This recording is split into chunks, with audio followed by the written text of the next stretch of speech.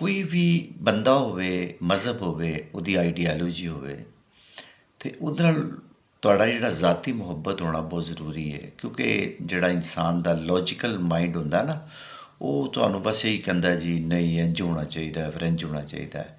ਲੇਕਿਨ ਜਿਹੜੀ ਉਨਸੀਅਤ ਹੁੰਦੀ ਹੈ ਜਾਂ ਤੁਹਾਡੇ ਜੋ ਇਮੋਸ਼ਨਸ ਹੁੰਦੇ ਨੇ, ਤੁਹਾਡੇ ਜਿਹੜੇ ਜਜ਼ਬਾਤ ਹੁੰਦੇ ਨੇ, ਉਹਦੇ ਅੰਦਰ ਮੁਹੱਬਤ ਹੋਣਾ ਬਹੁਤ ਜ਼ਰੂਰੀ ਹੈਗੀ ਹੈ।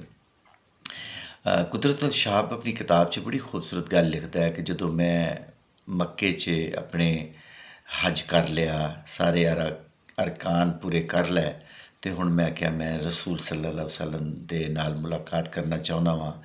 ਉੱਥੇ ਕਹਿੰਦਾ ਜੀ ਅਖੀਰ ਮੈਂ ਗੱਡੀ ਕਰਾਈ ਅਤੇ ਵਾਪਸ ਆ ਗਿਆ, ਮੈਂ ਮਦੀਨੇ ਆ ਗਿਆ। ਜਦੋਂ ਮਦੀਨੇ ਆਇਆ ਤਾਂ ਮੈਂ ਹਾਲੇ ਨਬੀ ਕਰੀਮ ਸੱਲੱਲਾਹੁ ਅਲੈਹਿ ਵਸੱਲਮ ਦੇ ਰੋਜ਼ਾ ਅਕਦਸ ਦੀ ਤਰਫ ਆ ਰਿਹਾ ਸੀ, ਮਸਜਿਦ ਨਬਵੀ 'ਚ ਗੁਜ਼ਰ ਰਿਹਾ ਸੀ, ਤਾਂ ਮੈਂ ਜੁੱਤੀ ਲਾਈ ਉੱਤੇ।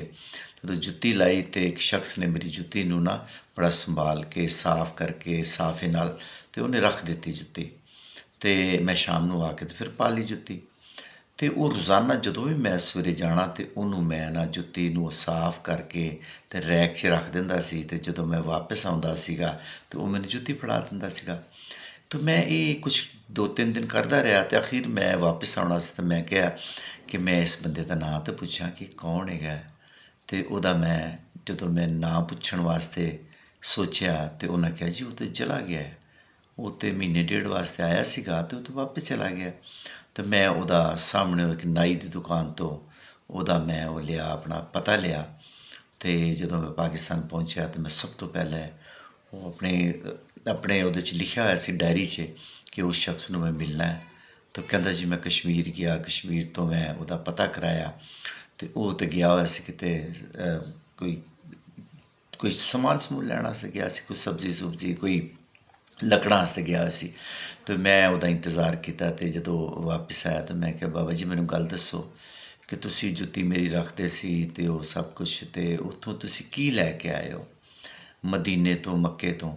ਲੋਕ ਤਾਂ ਉਸ ਵੇਲੇ ਟੇਪ ਰਿਕਾਰਡਰ ਲੈ ਕੇ ਆਉਂਦੇ ਸਨ, ਰੇਡੀਓ ਲੈ ਕੇ ਆਉਂਦੇ ਸਨ, ਕੋਈ ਟੀ ਵੀ ਲਿਆਉਂਦੇ ਸਨ ਜਾਂ ਘੜੀਆਂ ਲਿਆਉਂਦੇ ਸਨ, ਅਤੇ ਤੁਸੀਂ ਉੱਥੋਂ ਕੀ ਲੈ ਕੇ ਆਏ। ਤਾਂ ਉਹਨੇ ਕਿਹਾ ਤੈਨੂੰ ਦਿਖਾਉਂਦਾ ਵਾਂ। ਤਾਂ ਇੱਕ ਕਮਰੇ 'ਚ ਮੈਨੂੰ ਲੈ ਗਿਆ, ਅਤੇ ਉੱਥੇ ਜਾ ਕੇ ਅਤੇ 2 ਤੋੜੇ ਪਏ ਹੋਏ ਸੀ। ਮੈਂ ਕਿਹਾ ਬਾਬਾ ਜੀ ਇਹਦੇ ਤੋੜਿਆਂ 'ਚ ਕੀ ਹੈ।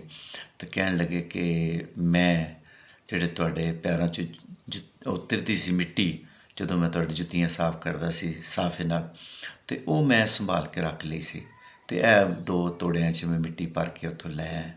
ਕਹਿੰਦਾ ਬਾਬਾ ਜੀ ਤੁਸੀਂ ਇਹਨਾਂ ਦਾ ਕੀ ਕਰਨਾ। ਕਹਿਣ ਲੱਗੇ ਜੀ ਕਿ ਜਦੋਂ ਮੈਂ ਮਰ ਜਾਵਾਂ, ਮੈਂ ਆਪਣੇ ਬੱਚਿਆਂ ਨੂੰ ਕਹਿ ਦਿੱਤਾ ਹੈ ਉਹ ਮੇਰੀ ਕਬਰ 'ਤੇ ਪਾ ਦੇਣ, ਮੇਰੇ ਉੱਤੇ ਪਾ ਦੇਣ, ਮੇਰੀ ਕਬਰ ਬਣਾ ਦੇਣਾ ਇਸ ਮਿੱਟੀ ਨਾਲ। ਅਤੇ ਅਸਲ 'ਚ ਜਿਹੜਾ ਅਕੀਦਤ ਦਾ ਪਹਿਲੂ ਹੁੰਦਾ ਨਾ, ਇਹ ਵੀ ਜ਼ਰੂਰੀ ਹੁੰਦਾ ਹੈ।